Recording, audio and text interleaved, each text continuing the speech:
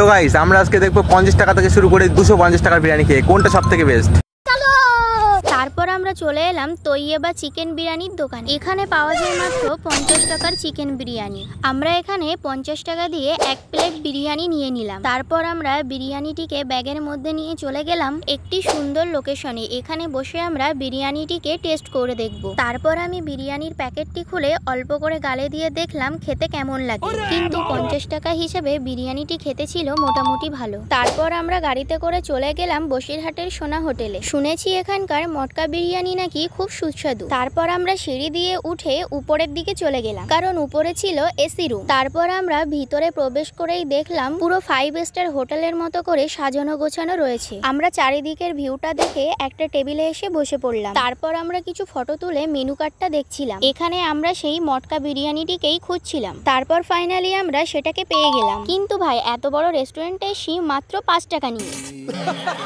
তো গাইস খাওয়ার পরে আজ হয়তো প্লেটগুলো আমাদেরকেই পরিষ্কার করতে হবে, যেহেতু আমাদের কাছে 1 টাকাও নেই, মাত্র 5 টাকা আছে। অর্ডার দেওয়া হয়ে গেছে মোটামুটি অনেকক্ষণ হয়ে গেল, খাওয়ার মতো কিছুই ছিল না, তাই একটু লবণ নিয়ে টেস্ট করে দেখছিলাম লবণটা খেতে কেমন। কিন্তু ভাই কি বলবো, লবণটা এত নোনতা। তারপর ফাইনালি আমাদের জন্য ওয়েটার বিরিয়ানিটি নিয়ে চলে আসলো। বিরিয়ানির হাঁড়ির ওপরটি ছিল আটা দিয়ে ঢাকা। তারপর আমি সেটা খোলার চেষ্টা করছিলাম। তারপর বিরিয়ানির হাঁড়িটি খুলে দেখলাম এত সুন্দর গন্ধ বার হচ্ছে কি বলবো। তো আমি বেশি দেরি না করে তাড়াতাড়ি খেতে শুরু করে দিলাম। প্রথমে অল্প একটু ভাত মাখিয়ে গালে দিয়ে দেখলাম খেতেও পুরো সেই। ফাঁকা হাঁড়িটা পাশে রেখে আমি আমার মতন খেয়েই যাচ্ছিলাম। তো গাইস খেতে খেতে আমি তো তোমাদের চিকেনের পিসটা দেখাতেই ভুলে গিয়েছিলাম। তারপর অল্প একটু চিকেন নিয়ে খেয়ে দেখলাম খেতে ছিল খুবই সফট। তো গাইস শেষ গালটা খেয়ে আমরা বিরিয়ানিটা পুরো শেষ করে ফেললাম। তো আজকে আমরা 50 ও 250 টাকার বিরিয়ানি মধ্যে সবচেয়ে সুন্দর খেতে ছিল এটি।